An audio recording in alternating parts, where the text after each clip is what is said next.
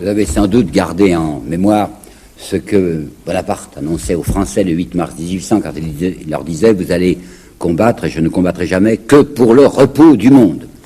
Ce repos du monde, nous allons commencer à l'apprécier. D'abord, il faut bien se rendre compte de ceci, que Bonaparte aime la guerre. Il l'aime, il le dira à Roederer, il dit « Je suis fait pour ça, c'est mon habitude, c'est mon existence ». D'autre part, il en a besoin, à deux points de vue.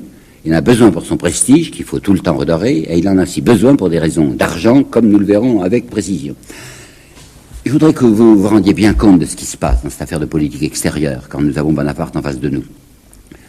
La Révolution, elle avait fait en 90 un pas extraordinaire grâce à Robespierre, au mois de mai 90. C'était Robespierre qui avait obtenu des constituants cette déclaration étonnante. La France s'engage à renoncer désormais à toute entreprise de conquête. Je dis bien étonnante, il faut prendre conscience de ça. Jusqu'à présent, jusqu'à cette proposition de Robespierre, il est entendu que c'était une jungle internationale, que les États se dévoraient, que les petits étaient mangés par les gros, et tout à coup, Robespierre essayait de faire ce pas en avant énorme à la civilisation. La France donne l'exemple d'une nation qui dit « c'est fini, moi je ne ferai plus de guerre de conquête ». C'était les Girondins qui avaient renversé tout ça. Les Girondins avaient décidé qu'il fallait faire des guerres de conquête parce que, raison d'argent, parce qu'on avait épuisé les trésors de l'Église qu'on lui avait pris, parce que les assignats n'étaient plus assez couverts, parce que c'était pas la classe bourgeoise au pouvoir qui allait faire les frais de la Révolution, certainement pas. Elle avait fait pour ne pas payer. Alors, par conséquent, il fallait trouver de l'argent à l'étranger. D'où la politique monstrueuse, la politique de reniement que les Girondins avaient imposée à la Révolution française et à la République. Cette politique monstrueuse de conquête et de reniement, c'est la politique aggravée que Napoléon a choisi. Détail très curieux, quand j'ai commencé mes recherches là-dessus, j'étais tombé presque par hasard sur un article de la décade philosophique du 1er novembre 99. Qu'est-ce que c'est la décade philosophique? C'était le journal de l'Institut pratiquement, journal de ceux qu'il appellera lui-même les idéologues.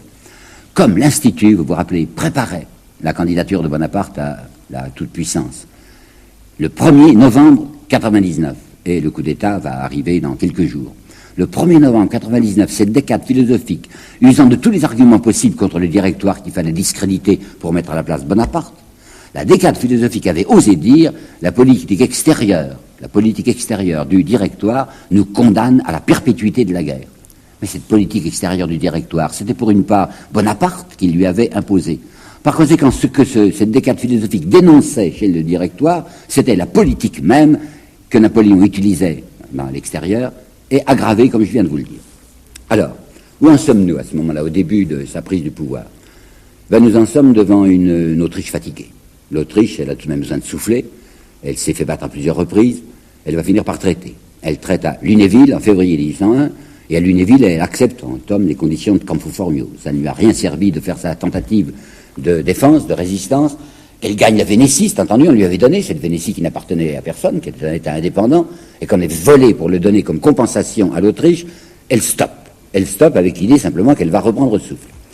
La Russie était contre nous, contre les Français depuis 98, quand elle avait vu l'expédition d'Égypte qui semblait menacer son flanc sud. La Russie avait reçu des échecs militaires graves, grâce à Masséna en particulier, en 98-99, enfin en 99 veux-je dire, et maintenant, elle quittait la coalition sans avoir encore signé de paix avec la France. C'était Paul Ier qui était le tsar. Et Paul Ier, pour des raisons trop longues à expliquer ici, tournait contre l'Angleterre. Ça va lui coûter son trône. Paul Ier va être assassiné par une conjuration de boyards. On dit toujours les boyards. Ça veut dire les gros négociants, tout simplement. Les boyards, c'est les notables de la Russie, enfin ceux qui tiennent la banque et le commerce. Les notables, voyant que Paul Ier faisait une demi-rupture avec l'Angleterre, et comme leur trafic avec l'Angleterre, c'était ça qui les enrichissait, ils vont tuer Paul Ier avec la sourde complicité de son propre fils, qui va devenir le tsar Alexandre. Enfin, à ce moment-là, 1801, du côté de l'Autriche, la France n'a rien à craindre. Et du côté de l'Angleterre, ça, nous assistons à quelque chose d'assez curieux, c'est que les dirigeants de l'Angleterre, qui sont des commerçants avant tout, s'étaient dit, après tout, il faut être réaliste. C'est entendu, les Français sont à Anvers, c'est très dangereux, c'est Bonaparte lui-même qui disait, Anvers, c'est comme un pistolet braqué au cœur de l'Angleterre. Mais enfin, si on pouvait s'arranger avec lui, si on pouvait faire un bon traité de commerce, même en acceptant que les Français soient à Anvers, il y aurait peut-être moyen de créer une coexistence pacifique pendant un certain nombre d'années. Monsieur Georges Lefebvre, dans son très bon livre de 65 sur Napoléon, a une formule que je vais vous répéter ici parce que je la trouve excellente. Ça va être cette paix, ça va être une expérience d'homme d'affaires. C'est exactement ça. Les hommes d'affaires britanniques qui sont au pouvoir se disent, après tout, on va voir. En 1786, la France avait fait avec l'Angleterre un traité de commerce qui était avantageux peut-être en effet plus pour l'Angleterre que pour la France. Les banquiers et négociants anglais se disent peut-être même qu'avec Bonaparte on peut réussir. Si on obtient un bon traité de commerce, c'est pas la peine de continuer à nous battre. C'est pourquoi, en mars 1802, du reste, avec la poussée derrière des Tories qui sont contre les Whigs au pouvoir, en mars 1802, ça y est, paix d'Amiens. C'est donc une accalmie, une assez sérieuse accalmie sur le continent, mais il y a toutes les chances pour que ça ne dure pas. Et Bonaparte le sait d'avance. Il y a deux raisons pour savoir que ça ne va pas durer. Une première raison qui est d'ordre économique. Les Anglais, et ils ne l'ignorent pas, traitent afin d'avoir un bon traité de commerce. Or, de qui est le délégué Bonaparte? Je vous l'ai dit 20 fois, il est le délégué des notables, c'est-à-dire des commerçants, des négociants en particulier. Eh bien, les notables français, les négociants français ne veulent à aucun prix d'un traité de commerce comme celui de 86 qui leur avait porté préjudice. Ils ont mis Bonaparte là où il est pour faire des bénéfices. Alors, ce qu'ils veulent, c'est une politique économique ultra-protectionniste. Et si jamais Bonaparte avait eu l'idée, mais il ne l'avait pas, de faire une politique de libre-échange, il aurait perdu sa clientèle de notables. Donc il sait d'avance que si les Anglais n'ont fait la paix que pour avoir un bon traité de commerce, ils ne l'auront pas. Et puis deuxièmement, il a une phrase cynique, ces phrases si intéressantes de lui, où de temps en temps on voit le fond de sa pensée, une phrase cynique à Roederer où il lui dit, et puis vous savez, entre nous, nous possédons trop de choses. La France est devenue trop grosse, ce qui signifie que l'Europe ne le tolérera pas. Eh bien cet homme qui vient de dire, nous possédons trop de choses, vous allez voir avec moi comment il va se comporter après les deux paix qu'il a signées, la paix de Lunéville et la paix d'Amiens. Il possède trop de choses, et bien il va en avoir encore plus. La paix de Lunéville était à peine signée que le voilà qui impose de force à Naples la présence de 3 garnisons françaises. Le royaume de Naples, c'était une partie indépendante, sud, comme vous savez, méridionale, de l'Italie. Eh bien, à ce royaume de Naples, sous menace militaire, c'est toujours sa politique, il avance son revolver, obéissez ou je tire. Alors, sous menace, sous contrainte, enfin, 3 ports sur l'Adriatique, 3 ports de Naples, vont devoir accepter des garnisons françaises. Très peu de temps après, il va s'emparer du Piémont. Jusqu'à présent, il y avait la République cisalpine, vous savez, la République cisalpine qu'il avait créée comme une espèce d'État satellite, mais on n'avait pas touché au Piémont.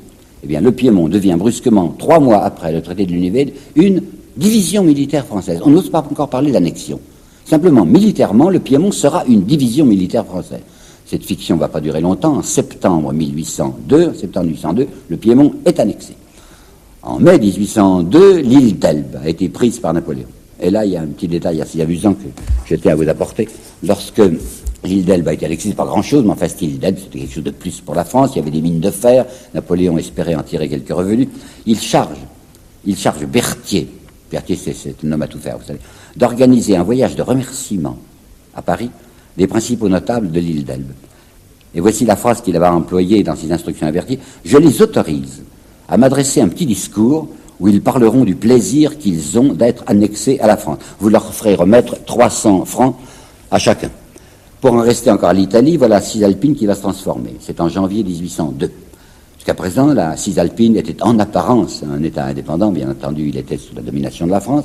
Mais voilà qu'en janvier 1802, on va transformer la Cisalpine en une république italienne. Faites attention aux mots, italienne. Tout à coup, l'Italie du Nord devient une république italienne. C'est une menace très précise. Ça veut dire cette Italie, cette république italienne, qui ne comprend jusqu'à présent que le nord de la péninsule, attendez-vous à ce qu'elle déborde, à ce qu'elle descende, et que bientôt ce soit toute la péninsule. Sous qui? Sous moi, Bonaparte. Car c'est lui qui vient de se faire nommer protecteur, enfin président plus exactement, président de la République italienne à Lyon. Il a amené les Italiens à Lyon pour indiquer qu'il les tenait sous la main, et c'est à Lyon qu'on a décidé en janvier 1802 qu'il était le président de la République italienne. J'ajoute comme preuve que Italie ou France, c'est la même chose à ce moment-là pour lui.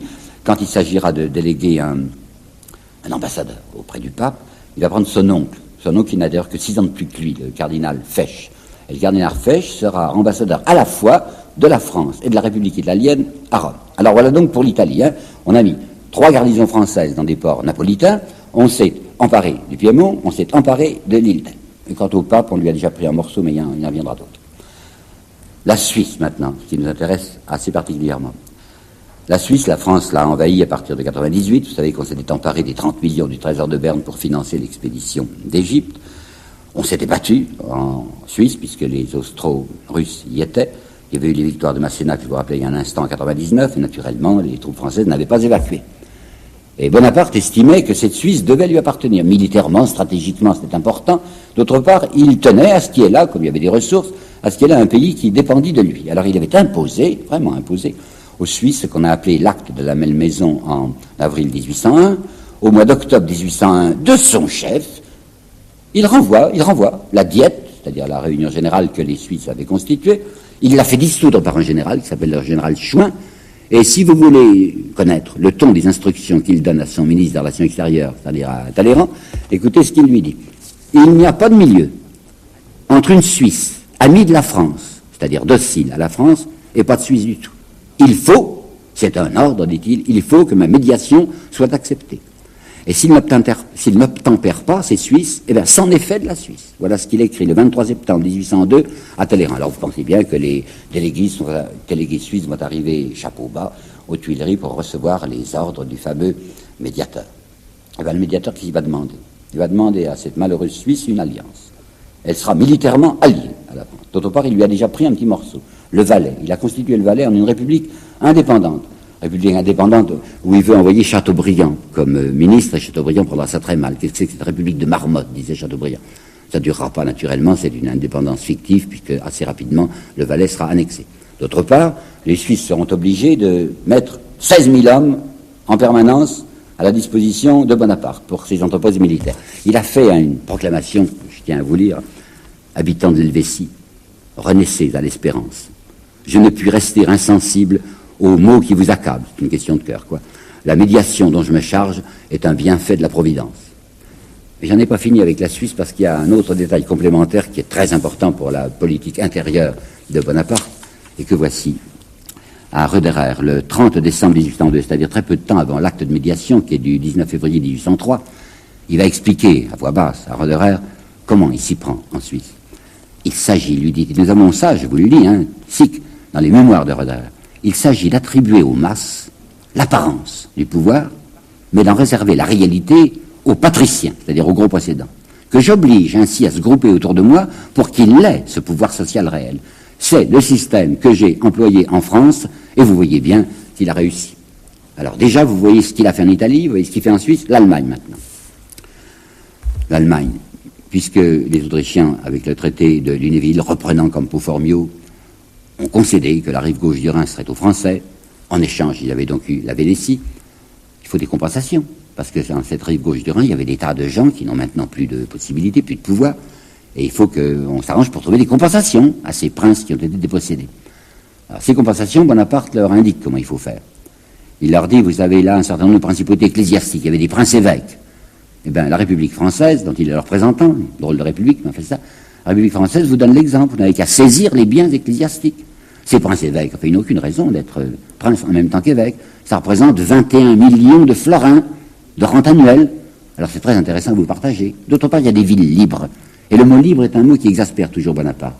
Il y avait 51 villes libres. Ben, il en restera 6.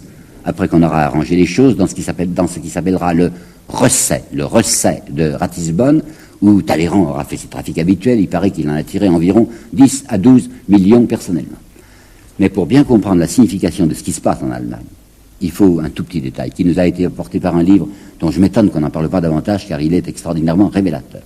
C'est un livre de 1913 et qui porte un titre curieux, Napoléon sténographié.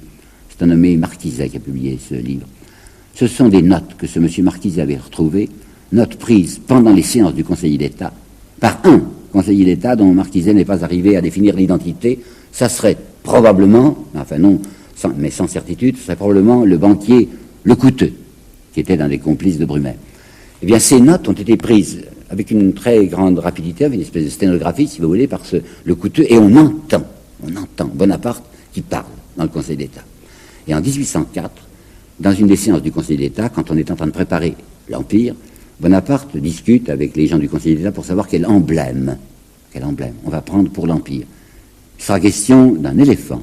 Il sera question d'un aigle. Vous savez que finalement, c'est l'aigle qu'on aura choisi. Mais il a été question à un moment d'un lion. Et Bonaparte, parlant de l'emblème qu'il voit, avec un lion, le décrit comme suit. Un lion étendu sur la carte de la France, la patte à demi levée, est prête à dépasser le Rhin. Avec cette légende, malheur à qui me cherche, prête à dépasser le Rhin. Eh bien, le recès de Ratisbonne de 1803, c'est Napoléon qui est en train de préparer son remue-ménage de l'autre côté du Rhin, c'est-à-dire sur la rive droite, parce qu'il a bien l'intention de le sauter le Rhin. Puis vous aurez remarqué, malheur à qui me cherche, le chercher, ça veut dire essayer de s'opposer comme on peut à ces tentatives d'expansion. Ce lion, cette politique de lion, je me demande si on la définit bien avec l'image du lion. Je préférerais pieuvre. Pieuvre avec des tentacules. Car tout ce que nous allons voir dans cette histoire napoléonienne, ce sont les tentacules, non pas certes de la France, les tentacules de Napoléon, qui, telle une pieuvre, va essayer de prendre autour de lui. Une pieuvre, je dirais, compliquée d'un vampire. Vous l'avez déjà vu quand il était dans l'Italie du Nord, ce qu'il faisait. Ramasser millions sur millions. C'était un artiste, vous voyez, comme dit M. Madeleine. Il s'occupait de tableaux aussi, de statues, il les prenait. Eh bien maintenant, entre les traités de Lunéville, d'Amiens, et ce qui va se passer en 1803 et que je vais vous raconter, le vampire travaille. Le vampire a obtenu d'abord de la fameuse petite république italienne, dont il est le patron, une fourniture de 33 millions par an. Il faut qu'il s'arrange. On fera des prélèvements, on fera des impôts, mais la France veut, Napoléon veut 33 millions par an. D'autre part, il y a le Portugal et l'Espagne, qui sont des pays riches.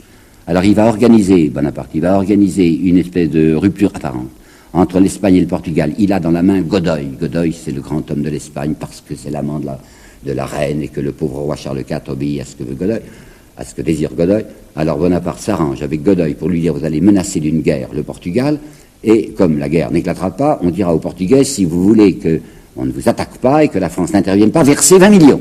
Ça y est, le Portugal va verser 20 millions. L'Espagne même. Bonaparte vient d'apprendre qu'il y a des galions d'or qui arrivent d'une manière assez régulière en Espagne, qui gagnent beaucoup d'argent avec ses colonies d'Amérique latine. Dès qu'il sait qu'il y a une arrivée massive de galions d'or, il demande à Godoy de signer un papier par quoi la France touchera par mois, 6 millions.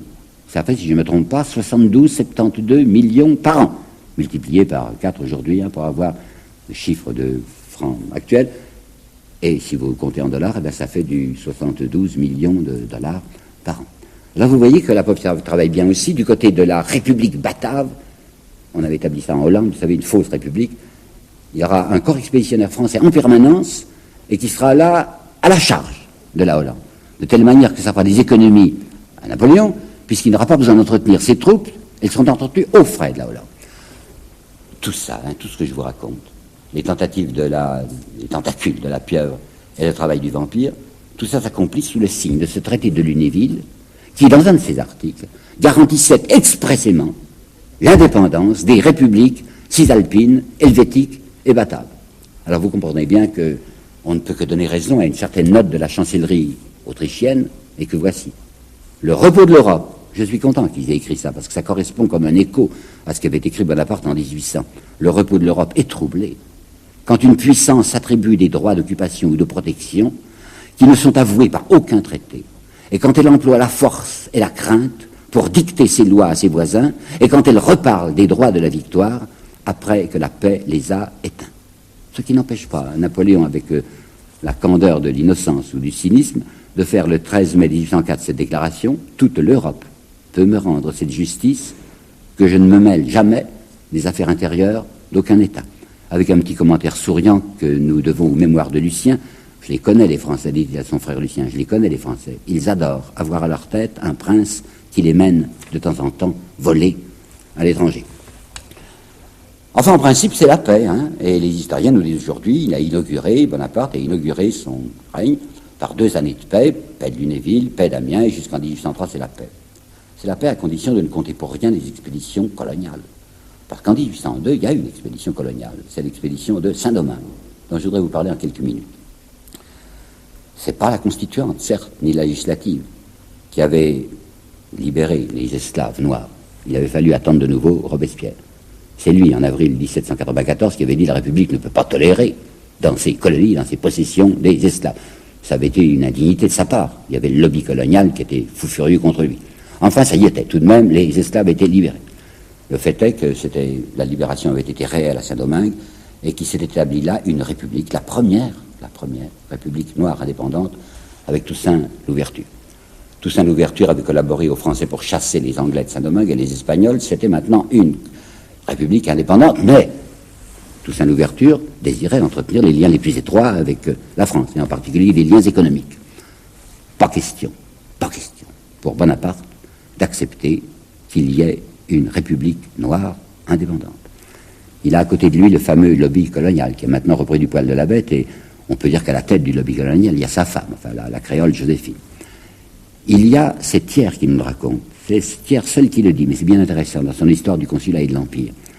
Il y a des conseillers autour de Bonaparte qui lui disent « Vous désirez faire rentrer les émigrés ». Il voulait, pour qu'il ait le plus possible d'ex-royalistes qui se rallient. Ces émigrés, ils vont rentrer, ils vont demander des indemnités parce qu'on leur a pris une partie de leurs biens. Alors Thiers dit « Nombreux étaient ceux qui conseillaient à Bonaparte d'indemniser les émigrés en rétablissant l'esclavage, car un grand nombre d'entre eux avaient eu des possessions à Saint-Domingue. » Deuxième raison d'intervenir contre Saint-Domingue.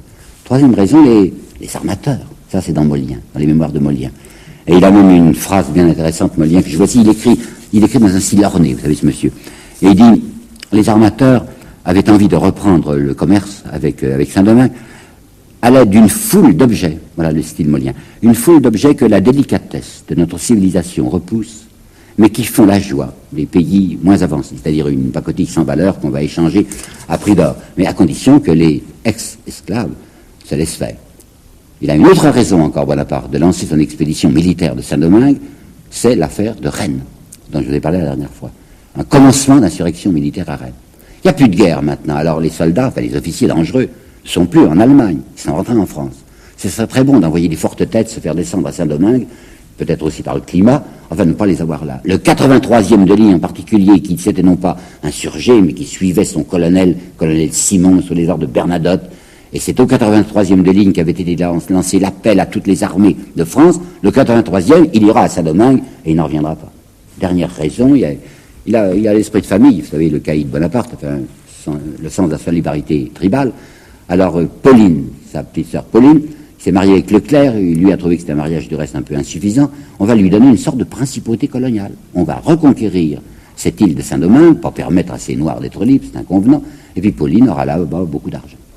Alors vous savez comment ça va se produire, sournoisement, on envoie un corps expéditionnaire, le corps expéditionnaire a une proclamation pour expliquer aux Noirs qu'il ne faut pas s'inquiéter. Le 8 novembre 1801, la proclamation, la voici: que craindriez-vous des républicains que nous sommes? Si l'on vous dit que nos forces sont destinées à vous ravir votre liberté, répondez: la République française ne souffrira pas qu'elle nous soit enlevée. Il a compris, Toussaint Louverture, il sait très bien ce qui se passe. Par conséquent, il va s'opposer militairement au débarquement des 30 000 Français qui arrivent là. Il sera battu, il y aura un armistice.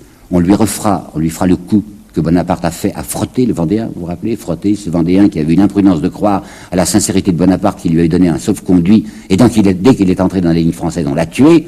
Et bien de même, le général Brunet écrit le 7 juin 1802 à Toussaint Louverture: venez chez moi, venez me voir. Vous y trouverez la franchise d'un soldat qui ne fait d'autre vœu que pour la prospérité de la colonie et pour votre bonheur personnel. Et dès que Toussaint Louverture sera chez le général Brunet, on sautera sur lui, on le garrottera, on le jette sur un bateau, on l'envoie en France et il mourra très rapidement au bout de quelques mois au fort de Joux.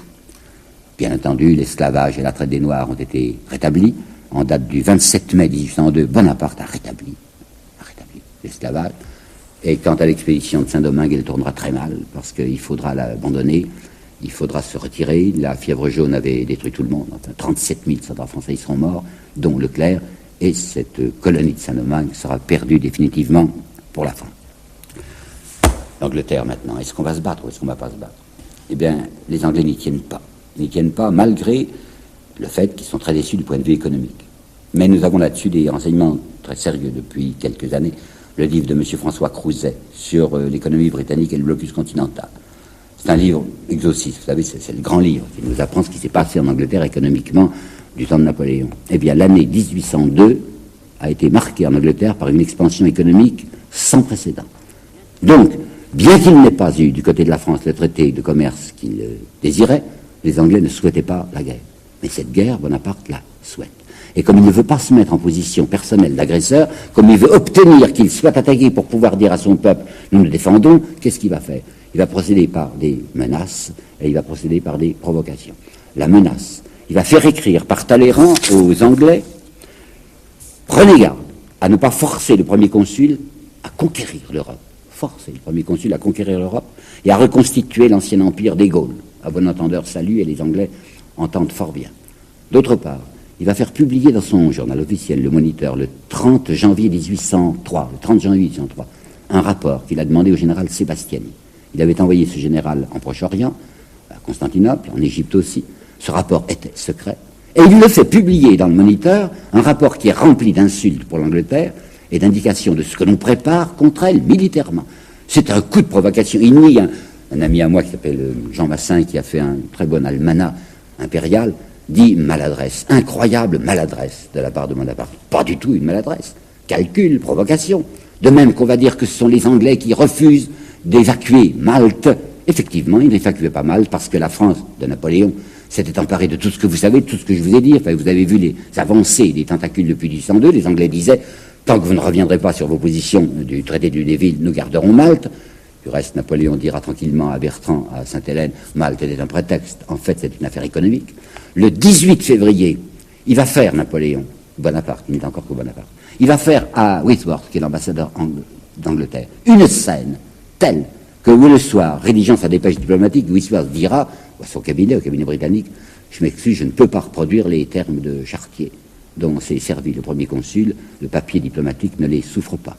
Puis, le 13 mars, ça y est, de nouveau une insulte à Whitworth. Whitworth demande ses passeports, 13 mars 1803, c'est la rupture, c'est le commencement d'une guerre qui ne se finira pas, qui ne se terminera qu'avec la chute de Bonaparte, 11 ans de guerre, et quel que soit le mépris que nous pouvons avoir pour un homme comme Talleyrand, nous sommes obligés de donner raison à Talleyrand quand il écrit. Désormais, ce n'est plus la France qui fait la guerre, c'est Napoléon qui fait la guerre aux moyens du peuple français. Rendez-vous compte des choses. Un spécialiste en hold-up géant s'est emparé de la France. Et c'est effectivement au moyen de la France qu'il va poursuivre sa carrière de meurtre et de pillage. Seulement le drame, c'est que ce caïd, les tueurs dont il dispose, c'est des conscrits français.